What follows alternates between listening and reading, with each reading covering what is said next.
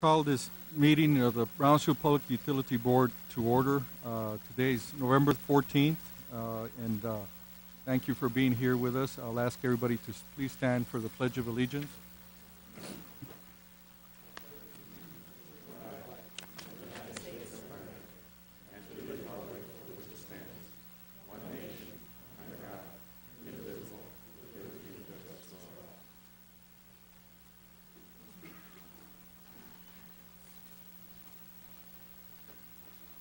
The first item on our agenda is a closed meeting, and I'd like for us to consider bumping the closed meeting to the end of agenda items. Is that okay with the board members? We need a motion to. Okay. The next particular item is the general manager's report. Mr. Brusiak.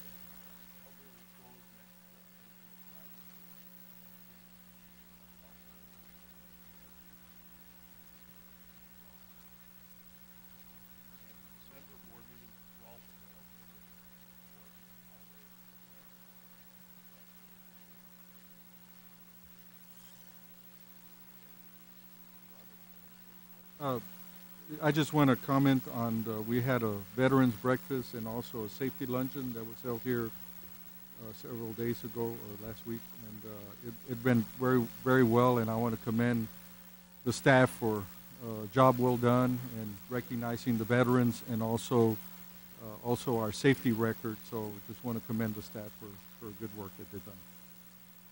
And also, Mr. Garcia, I've also, for board members, asked Mr. Garcia just to do a real brief financial report, unless you all want the normal financial report. Okay, Mr. Chairman, members of the board, this will be an abbreviated financial performance report as of September 30th, 2011, unaudited numbers. I'll begin here with gross revenues, line 7, $175,431,202 were our gross revenues. After adjustments, adjusted gross revenues were $116,788,991.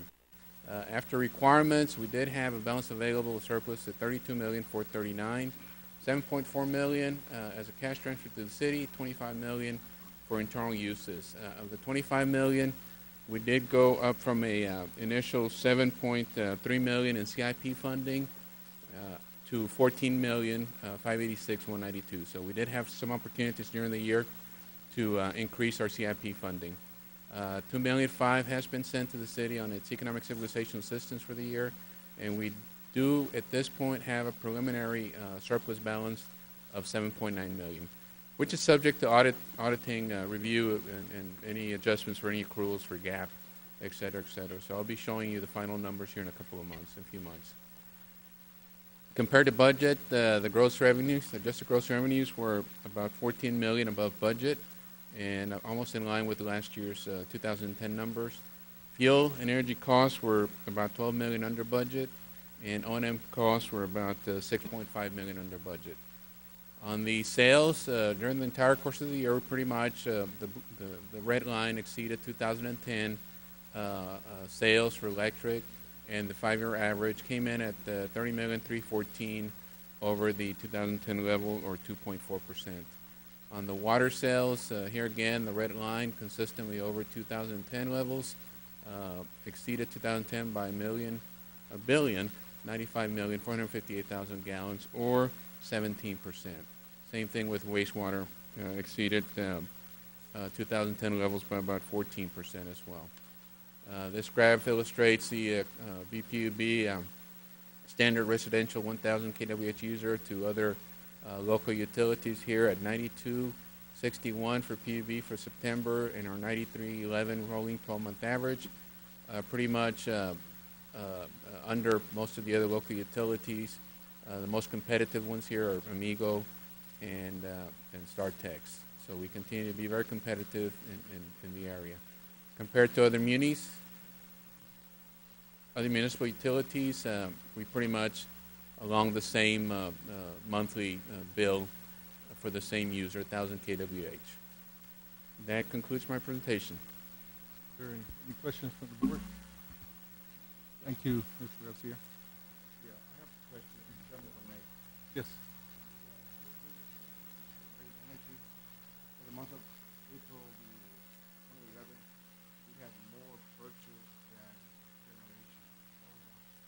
Probably due to a schedule outage at Oakland Union. James can probably address that. We do, when there is a schedule outage, go out and do more purchased energy. You remember that? In April? I don't recall the exact details. We can investigate that and get back to you.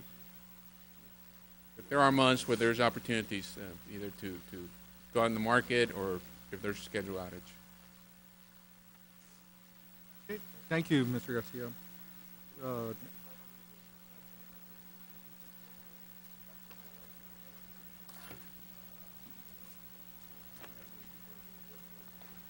That item number 3.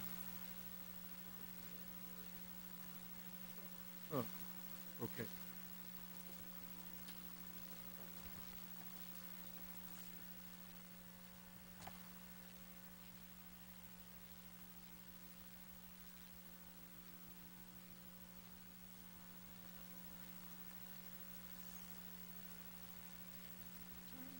Chairman, members of the board, I, along with Nancy Theo, our records manager, were doing the presentation on our records management program at PUB.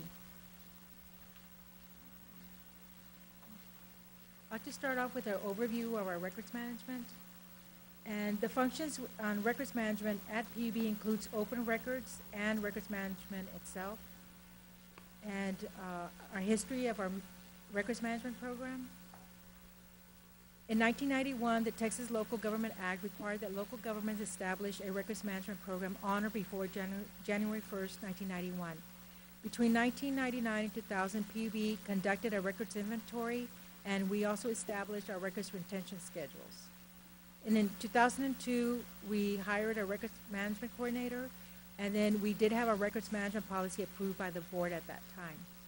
Between 2004 and 2009, the records management function at PUB was not staffed. We had the records management coordinator that left, and the position was not filled.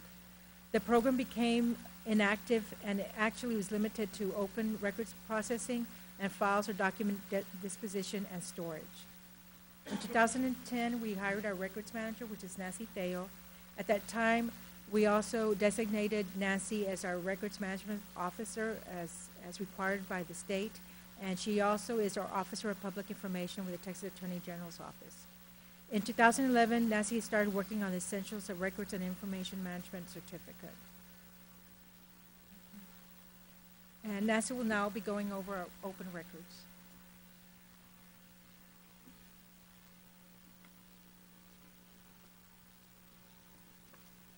Chairman, members of the board, I'm going to present to you a brief on open records. The Brownsville PUB is subject to the Texas Public Information Act, which is commonly known as the Open Records Act. The Brownsville PUB has adopted a records access and security policy, which was revised in January 2011, and also has adopted procedures. In October 1999, the BPUB adopted a competitive matter resolution, and BPUB staff will request the board to repeal the 1999 resolution and adopt the new definition for competitive matters due to Senate Bill 1613 in the next month, in December. What we have been working on for open records is improving our process for people to submit requests for information. We have created the request for information form as an additional convenience way for them to submit records. This form can be found on our website, and they can still request information via in person, by fax, mail, emailed. For our open records, we keep a log. This log is kept to record and track all of the open records that are received, and this log has been kept since 2004. Okay, right now I'm going to go over a summary for fiscal year 2010-2011 for open records. A total of 169 requests for information have been submitted, most of them emailed. followed by faxed, hand-delivered, and also by U.S. mail. The types of information being requested is mostly for customer service. Then it's also for procurement and contract information. And other includes copies of invoices, meeting notes, reports, just to name a few. The type of requesters that submit requests are research companies, attorneys, consultants, individuals, vendors, businesses, and governmental agencies. Of those 169 requests for information, there's been 61 requests from law enforcement agencies. Now I'm going to give you a brief on records management, the records management function. The definition for records management is the management of records throughout the creation, use, maintenance, storage, preservation, and disposition of the records. And when we're talking about records, we're talking about recorded information regardless of medium or any characteristic made or received by an organization in pursuance of legal obligations or in the transaction of business. The purposes of a records management program is to organize active records for retrieval, to ensure compliance with record-keeping laws and regulations, to determine how long to keep recorded information, thus creating a retention and disposition program, protecting vital records, and managing inactive records. For records management, there are regulations, policies, and procedures that need to be followed. The Texas Local Government Records Act, that is established by the Texas State Library and Archives Commission, and BPUB in October 2002 adopted a records management policy and also implemented records procedures and retention schedules. Currently, records management projects, when I came aboard last year, I went ahead and conducted a company-wide records survey. The findings in that survey resulted in 10,356 cubic feet in 49 departments. The volume, we're talking paper records. It was broken down into sections. The administration, they have about 1,577 cubic feet. The finance is 3,141 cubic feet. Operations, 5,638 cubic feet. That total, we're talking about 8,630 storage boxes that in paper that it's within the company. Also, one of the tests I started is we consolidated storage. We had storage at 5 different locations. We went ahead and consolidated all the storage boxes in those units. We labeled them. We labeled them with a records management ID in order to track those boxes, have accountability, and also retrieve them faster. That way we can know exactly what it's in that box and retrieve them faster from the storage facility. We went out for proposals for a document storage facility, and that's how we consolidated all of those storage boxes. The initial moving was 1,052 storage boxes that were moved to the outside storage facility. We contracted with Lone Star Shredding and Document Storage in Mercedes, Texas.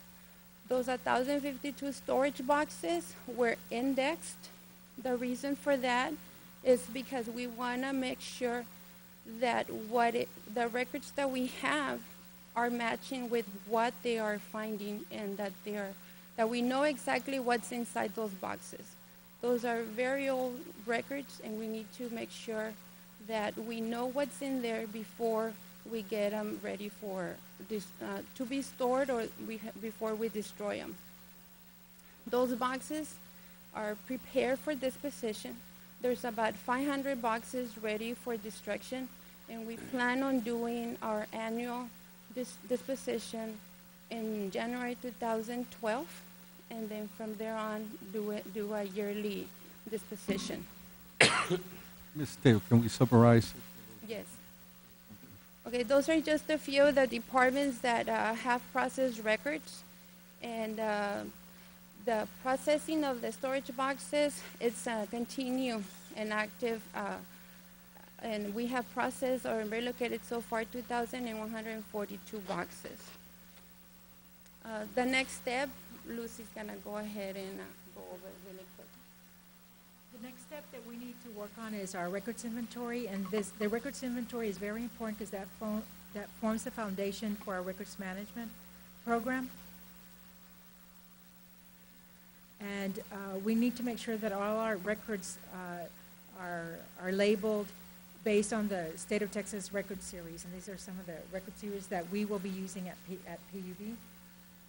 And right now, we're working on a pilot project. Since it's such a large project and it forms the foundation of our records management program, what we decided to do was basically do a pilot project, and actually it includes some files that the Communication Administrative Services has in the third floor.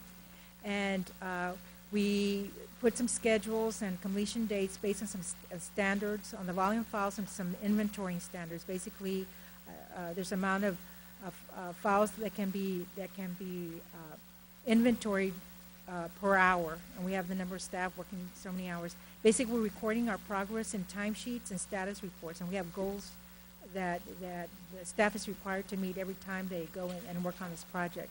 We've made some revisions on the forms themselves, some adjustments on the procedures based on when we're learning on this small pilot project before we implement the whole project throughout the company. And our plan is to do that in January. Once we finish our plan is to finish the pilot project in December and then implement the full inventory to the whole company beginning in January. Again, the benefits are records inventory. Once we do that, we're able to conduct a records appraisal where every record will be labeled, whether it's vital, historical, financial, administrative, or legal.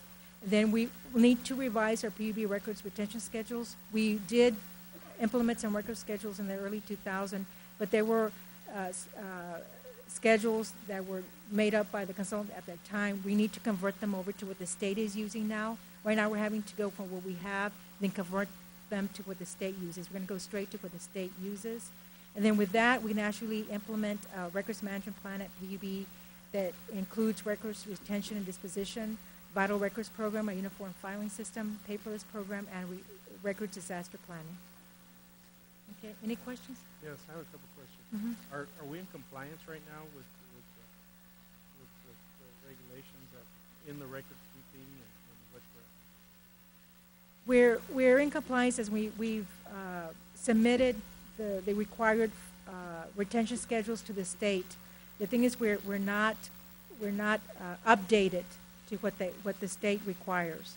So we have a program that's outdated, and we need to upgrade, and that's what we've been doing. Well, from 2004 to 2009, we didn't have any. No, what happened is that when the position was designated by the auditor at the time to be deleted, and when that person left, it was never replaced. So basically, we were handling, my secretary and I were actually handling open records. That kept going. We have 10 days to respond to open records, and they were actually just processing boxes and putting them in storage. Other than that, there was no time to do anything else because the function was not staffed at the time.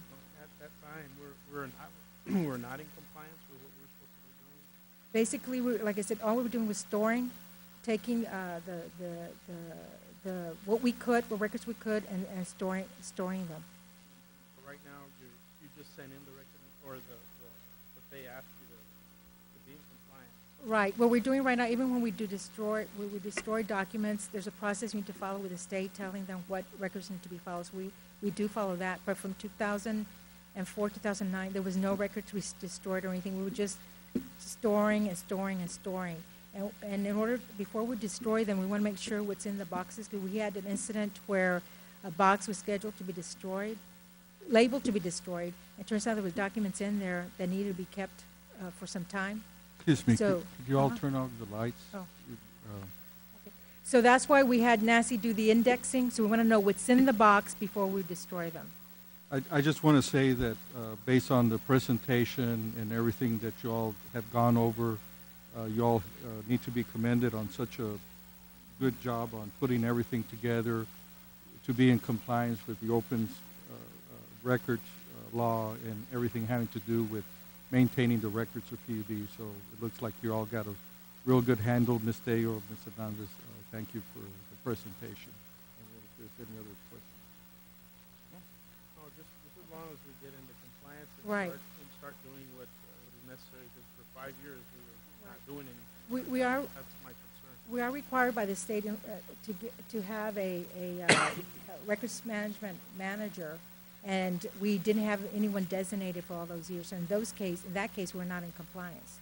We did not have it staffed at all, but now we do, and NACI is working on that. Okay, now does that pretty much conclude your Yes. presentation? Thank you very much, Ms. Deo, Ms. Hernandez.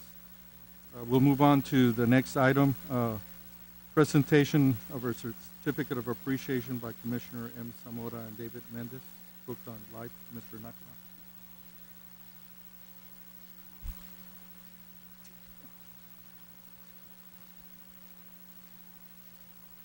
Welcome, Commissioner Zamora. Hello, good evening, Honorable Chairman, board members. Thank you once again for placing us on the agenda.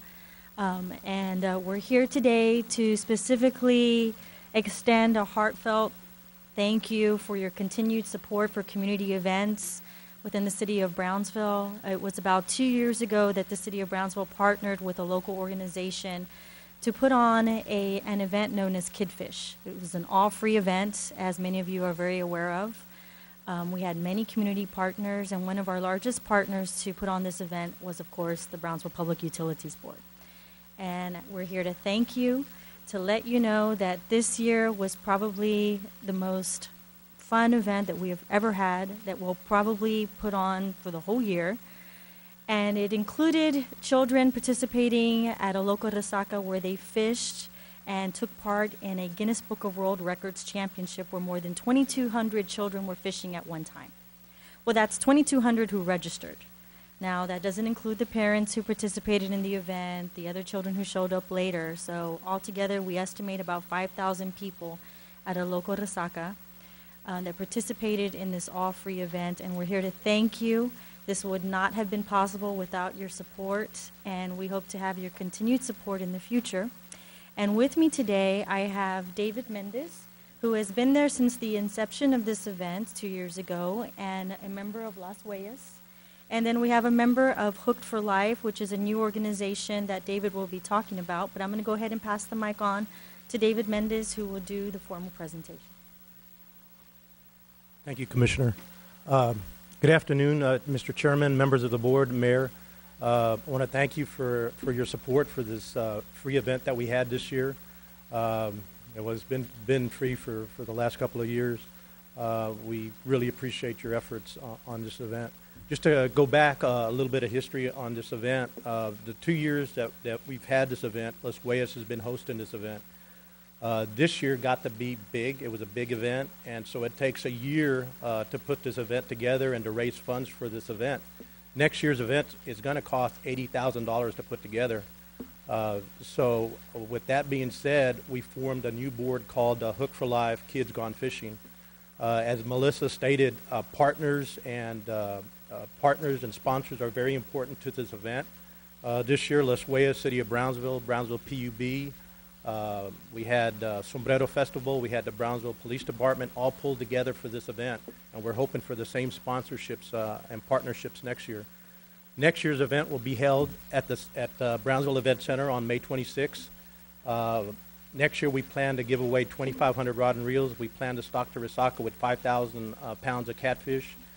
This year we gave away 900 rod and reels to the kids. Spa Glass, Renee's here. We gave away 2,500 hot dogs, free hot dogs. We gave Antonio's Restaurant gave away like 3,000 tacos. Mr. G's 1,000 snow cones, and then we had drinks for the adults and for the kids. So this year, as part of this year's event, we also want to have a World Championship Catfish Cook-Off, and that'll have two divisions. We'll have a amateur division, and we'll also have a restaurant and professional chef division, and that'll be part of that event on that same day on May 26th, which is Memorial Weekend. As you all know, last year Brownsville broke the world record for the largest fishing tournament. It was 2,206 kids. A few months ago, Alabama broke our record with just 14 more participants, 2,220. But their event, they registered adults and kids. Ours was just children. We could have surpassed that, but we just wanted our tournament for kids. So with that being said, Texas Parks and Wildlife got wind of that, and they want us to bring the title back to Texas, to Brownsville. So they're behind us. Obviously, to put a event like this together for a world record, there's a lot of pressure. I lost my hair during that process this year. But it's a lot of pressure to do that. But Texas Parks and Wildlife is behind us, and so they'll be out there next year filming the event. Texas Parks and Texas Fish and Game Magazine and Texas Sporting Journal will be out there too. They'll be advertising our event. So with that, our board has decided to go ahead and move forward with the paperwork to try to break the record for next year. With that being said, we'd like to present you with this year's world record certificate, if you don't mind. Sure. Thank you. Good evening. My name is Rob Cackley. I'm with Las Huellas, local nonprofit here in town. And we would like to also thank you and appreciate you with this certificate. So on behalf of Las Huellas, Commissioner Zamora, Mr. Mendez, Mr. Capistrano, and myself, we'd like to present you with this Guinness World Record certificate presented to Brownsville Public Utilities Board. The largest fishing tournament consisted of 2,206 participants and was achieved by Las Huellas Kids Fishing Tournament at Paseo de la Resaca in Brownsville, Texas on May 21st, 2011. Congratulations. Thank you, Mr. Chapman. I just have one question. How big was the biggest catfish that was caught? They go by length. The biggest one, I think, was 28 1/4 inches. They were all fairly large catfish. We had 3 divisions. I think the smallest one was like 24 inches, and it went all the way up to 28 inches, and a little 4-year-old girl is the one that caught that one. Yeah.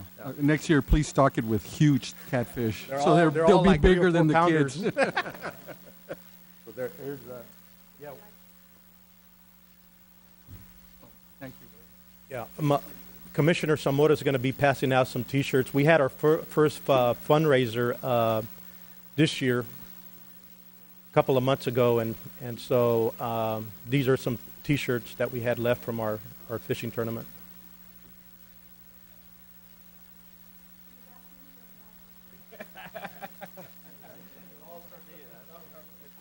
Extra ponchados.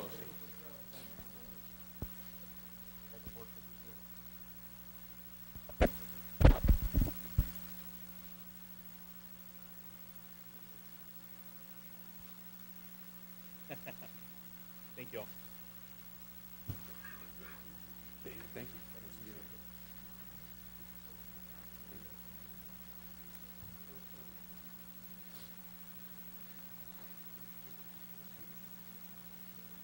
Thank you very much, and we hope to partner with you next year on this event. I just want to commend you for all your hard work and on such a successful event and making it such a family event for the city of Brownsville and making all those kids smile. And so I want to commend you for all your hard work.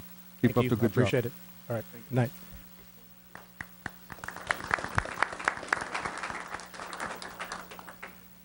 Okay, we'll go into item number 4, quarterly investment activity report.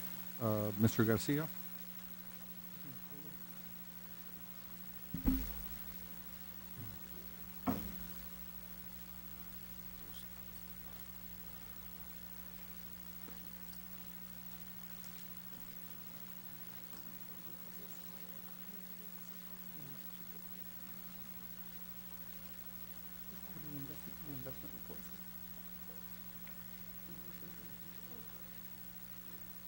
Okay, I just have 3 brief slides on our portfolio results for the quarter ending September 30th.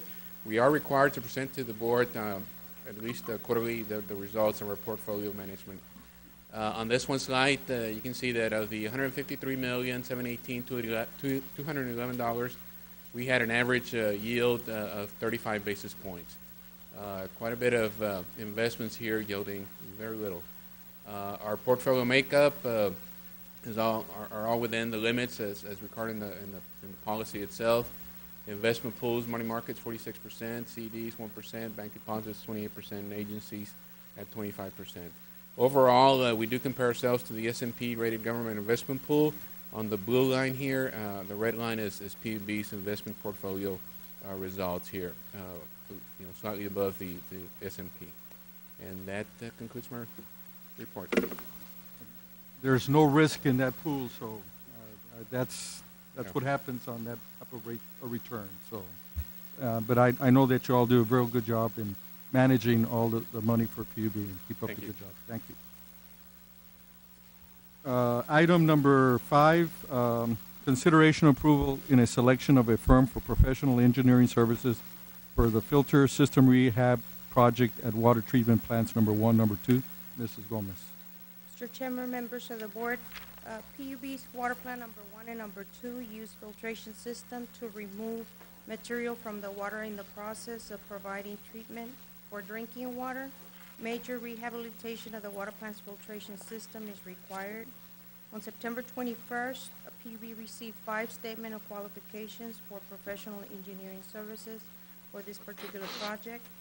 A workshop was conducted a few minutes ago where PUB staff and the board of directors conducted interviews of the engineering firms to assist in the selection of the most qualified candidate. Each firm was given 5 minutes for the presentation and an additional 2 minutes for questions and answers.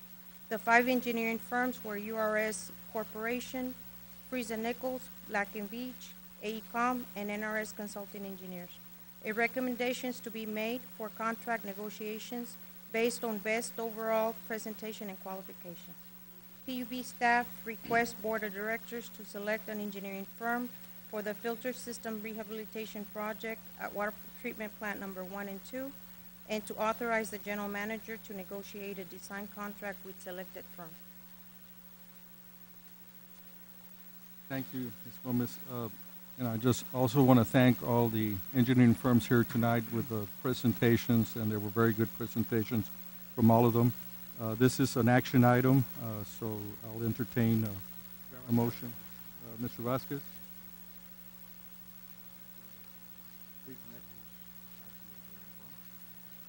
There's a first and a second. Any discussion? No?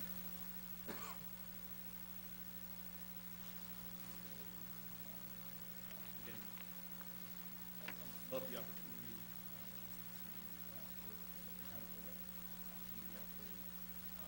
get a better understanding of the technical requirements before we make the final decision. So there's a comment. So I move for approval. All in favor? Aye. Okay, motion passes on Friesen Nichols, been chosen for this particular filter rehab project. Thank you very much for all the other engineering firms in their presentation. Then I'll go ahead and go over if there's any discussion on the consent items. Consent items 1 through 18. Do I have a motion to approve the consent item? Okay, do you want to pull one out? Which item is that? 9. Okay, we'll pull item number 9. Is there a motion to approve consent items number 1 through 18 except number 9? Mr. Chair, I just want to point out 2 things. On item number 14, it doesn't affect anything, but there was just a miscalculation in one of the figures. It says 80,028. It should be 79,428. It does not affect the bottom numbers or anything at all of what you all are doing. I just want to point that out. And then on item number 15, there's an additional word in the agenda. It does not affect the project at all. After it shouldn't have been put in. It says sub-project, not the sub-project. It doesn't affect anything. I just want to point that out to you. So I'll entertain a motion to approve items number 1 through 18, except number 9. Do I have a motion? Mr. Nakna, second. Dr. Morales. Any discussion? All in favor? Aye. Okay, we'll go ahead and discuss item number 9. Consideration approval of renewals of PUB's basic life, A&D voluntary life, group term disability. Ms. Hernandez, or do you have a question? I have a question. I want some information on cafeteria plant administration. Is that a cost to the district, to the PUB, or what is that? For the record, my name is Ken Wethy. I'm the independent insurance consultant. There is no fee for the cafeteria plan administration services. It's premium only, salary reduction.